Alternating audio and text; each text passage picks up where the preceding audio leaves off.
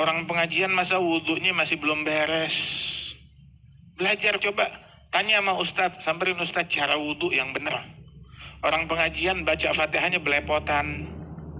Hadir pengajian, hadir maulid, hadir haul, wudhunya berantakan, fatihahnya belepotan, tasyahudnya belepotan. Ayo benerin dah. Benerin cara wudhu kita. Ini wudhu cuma muka asal dibasuh aja. Tangan sikut kagak nggak kena. Basuh kaki, mata kaki nggak kena.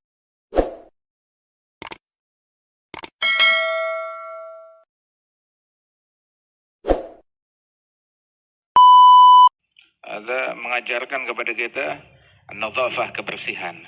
Subhanallah, Allah Ta'ala tuh mencintai kebersihan, menyukai kebersihan. Bunyad-din ala nadhafah. Riwayat ada disebutkan agama Islam dibangun atas an-nadhafah, kebersihan. Kebersihan hati, kebersihan pikiran, kebersihan badan. Innallaha nadhif yuhibbun nadhafah. Allah Ta'ala suci, menyukai kesucian dan kebersihan. Kebersihan batin, ya, kebersihan hati dari perangai yang buruk seperti sombong, riya, hasad, iri, kedengkian kepada sesama, hubbud dunia. Dan dihiasi itu hati sebagaimana rumah dihiasi, tapi dihiasi hati itu dengan makarimul akhlak, dengan perangai yang luhur, sifat tawadhu, merendah, pemalu, ikhlas, kedermawanan. Ini akhlak dan perangai yang luhur ini. Itu nadhafah al-batin. Ada lagi nadhafah kebersihan zahir. Kebersihan zahir itu ninggalin mukhalafat, pelanggaran, kemaksiatan, menghiasi diri dengan sunnah, dengan adab, dan hal-hal yang luhur untuk dikerjakan. Sifat yang baik dengan senyum. Singkirkan tuh cemberut dari muka kita. Udah gitu, di antara bagian nadhafah yang zahir itu apa yang diajarkan dalam syariat di dalam menghilangkan atau membersihkan tubuh dari hal-hal yang kotor, yang dekil, yang kumal. Apa itu kumal? Ya, dekil. Min dzalika, di antaranya syuf, ini syariat, ini sunnah Nabi Muhammad. Subhanallah, cari di kitab-kitab yang lain, dalam ajaran yang lain nggak ada yang kayak begini. Nabi Muhammad SAW tuh sampai ngajarkan dalam Islam, dalam fikih, ngajarkan kebersihan, mulai dari kebersihan badan, kebersihan mulut, gigi, kebersihan pakaian tuh diajarkan. Izalatu sya'ril anah, menghilangkan, ya, mencukur, menghilangkan rambut atau bulu yang tumbuh di kemaluan. Sampai sedetail itu loh Islam ngajarin kita, ngajarin kebersihan di situ, menghilangkan bulu atau rambut yang tumbuh di kemaluan, laki ataupun perempuan. Wanatful ibit, mencukur atau mencabut rambut atau bulu yang tumbuh di bawah lengan, ketiak. Ngajarkan sampai ke situ, ngajarin sampai begitu. Waqasu syarib, kumis dicukur, dipendekin. Paling kagak tuh minimal tuh sampai batas jangan ngelewati dari garis bibir. Ini bibir kita ada garisnya, nah kumis jangan ngelewati dari situ. Ada orang sunnah tuh i'fa'ul lihyah, ada janggutnya. Itu sunnah begitu, ada janggutnya walaupun sedikit. Begitu waqasu syarib, kumis tuh dipendekin, nggak lebih dari garis bibir. Sebab kalau nggak digunting yang bakal terus manjang. Ente minum, bagaimana minum? Itu kumis minum duluan. Coba kalau minum yang berkuah, cemong muka kita. Ngajarin Nabi itu sunnah sampai kayak begitu. Sampai itu fil fikih, dalam kitab fikih, ilmu syariat, itu diajarkan tuh dalam sunnah, cukur sampai kelihatan garis garis bibirnya. Nggak harus dicukur habis begitu, walaupun sedikit dipendekin sampai kelihatan garis bibirnya. Subhanallah. Diajarkan dalam sunnah taglimuz zufur, gunting kuku seperti apa. Sampai cara Nabi gunting kuku diajarin.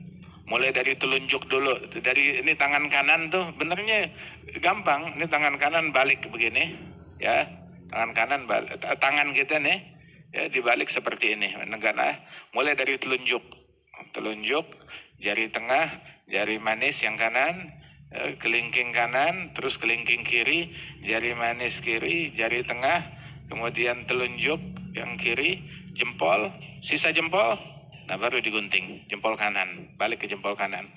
Sampai cara gunting bukunya. Kalau jari kaki dari kelingking kanan terus lanjut sampai kelingking kiri, dari kelingking kanan ke kelingking kiri. Begitu diajarin, simple dan mudah. Gunting kuku diajarin gitu tuh, gunting kuku. Jangan sampai jadi kukunya panjang udah kayak apa namanya, termasuk sesuatu yang tercela.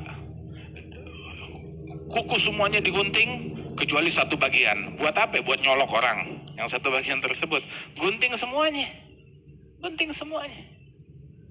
Bukan sunnah ninggalin nyisain kuku, dipanjangin. Lu manusia apa gundurwo? Kayak diajarkan. Terus membersihkan tubuh dari kotoran. Belek mata dibersihin. Tuh, hatta dalam wudu. Membersihkan istinsyak tuh, membersihkan kotoran yang ada di dalam hidung. Kotoran yang ada di dalam hidung tuh dibersihkan. Bagaimana bersihin kotoran yang ada di dalam hidung? Itu masukin air ke hidung, agak disedot sedikit, jangan sampai dalam banget, disedot, terus langsung semburkan dari hidung. Keluar kotorannya 3 kali. Itu ketika wudu. Itu istinsyak. Makanya itu yang bikin kesehatan. Nggak ada ajaran manapun dari agama manapun itu yang mendetailkan kebersihan sampai seperti itu. Bersihin hidung, Nabi Muhammad ngajarin sallallahu alaihi wasallam.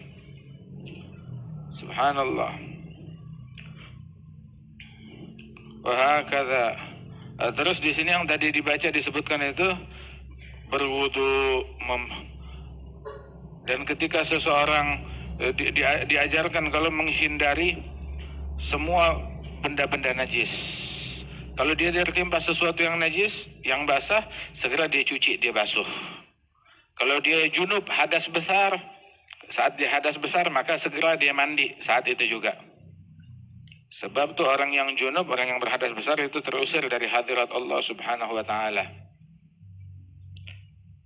Makanya tuh diharamkan untuk dia duduk di masjid atau tilawatul Quran sampai dia suci dari hadas besar tersebut.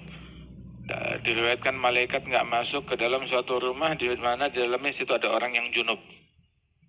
Kalau malaikat nggak masuk, yang datang syaitan yang masuk, yang ngebisikin pikiran buruk, yang bikin sumpek.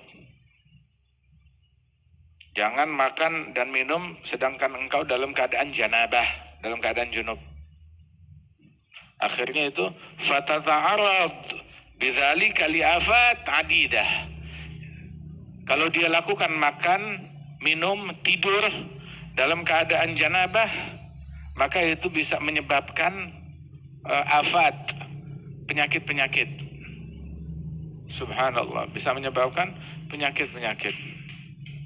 Sampai itu ada sebuah penelitian, beberapa orang mengeluhkan sakit di tulang belakangnya itu, di punggungnya itu, begitu diteliti, gara-gara ketika dia janabah, berhubungan sama istrinya ada janabah, itu dia nggak segera mandi ataupun berwudu, namun dia langsung tidur. Subhanallah, itu ngaruh. Ternyata penelitian tuh medis ini membuktikan kalau itu ngaruh. Subhanallah. Kalau nggak bisa langsung mandi saat itu juga, maka paling enggak basuh, cuci kemaluan, dan berwudu. Ini Nabi ngajarin kebersihan. Ngajarin sampai sedetail itu. Alaika bitajdidil wudu likulli fardhah. Kalau bisa tuh disunnahkan ini. Kalau tadi wajib, kalau ini sunnah, memperbaharui wudu untuk setiap sholat fardu. Sebisa mungkin. Wudu itu silahul mu'min. Ada satu orang tuh datang kepada Al-Imam Abul Hasan Asy-Syadzili, Al-Imam As-Sufi, mau belajar kimia ilmu untuk merubah logam jadi emas. Ada metodenya, ada ilmunya. Logam biasa jadi emas di zaman dulu itu. Udah punah tuh ilmu. Dia datang, saya mau belajar ilmu tersebut ya Syekh, ajarin saya. Maka Abdul Hasan Syadzili bilang, ya sudahlah, daripada ente repot nyari-nyari ilmu tersebut, begitu ente belajar dulu sama saya 1 tahun, saya ajukan syarat, nanti kalau 1 tahun udah dipenuhi, saya ajarin tuh ilmu. Apa syaratnya? Selama kamu tinggal setahun sama saya, tiap kamu batal wudhu, kamu segera berwudhu dan sholat sunnah 2 rakaat. Baik. Selama setahun dia rutinin, sampai di satu malam dia terbangun tengah malam, begitu wudhunya batal, dia mau ambil wudhu, pergi ke sumur, dia timba air, timbanya berat. Begitu diangkat, rupanya yang terangkat dari sumur itu ada permata, ada emas, ada perak. Bang, saya pengen air, mau ambil wudhu, kok naiknya malah beginian? Dibalikin lagi, dituang, dimasukin lagi timbanya untuk ngambil air. Itu berlian emas permata dibuang dalam sumur. Begitu naik lagi, yang keluar itu lagi permata lagi. Bilang saya mau air, sampai 3 kali. Baru yang ketiga keluarnya air. Diambil wudhu, terus besokannya dia ngadu kepada syekhnya. Nah sekarang ente udah gak perlu lagi belajar ilmu kimia. Akan tetapi kenapa kamu ini sudah berubah, watakmu jadi emas. Udah gak perlu merubah logam menjadi emas lagi. Sifatmu, watakmu udah berubah jadi emas. Terus kalau wudhu, kalau mandi, jangan cuma sekedar yang fardunya doang, tapi yang sunnahnya juga kerjain. Orang pengajian masa wudhunya masih belum beres. Belajar, coba tanya sama ustadz, samperin ustadz cara wudhu yang benar. Orang pengajian baca fatihahnya belepotan. Hadir pengajian, hadir maulid, hadir haul, wudhunya berantakan, fatihahnya belepotan, tasyahudnya belepotan. Ayo benerin dah, benerin cara wudhu kita. Ini wudhu cuma muka asal dibasuh aja, tangan sikut kagak nggak kena, basuh kaki, mata kaki nggak kena, begitu, nggak memastikan masuknya air ke tempat-tempat tersebut. Ayo sucikan yang benar. Habis wudhu tuh baca doa, begitu juga habis mandi. Doa asyhadu an la ilaha illallah wahdahu la syarikalah wa asyhadu anna Muhammadan abduhu wa rasuluh. Allahumma ij'alni minat tawabin wa ij'alni minal mutatahhirin wa ij'alni min ibadika salihin. Ada yang disunahkan oleh Rasulullah sallallahu alaihi wasallam. Ayo, ansyid.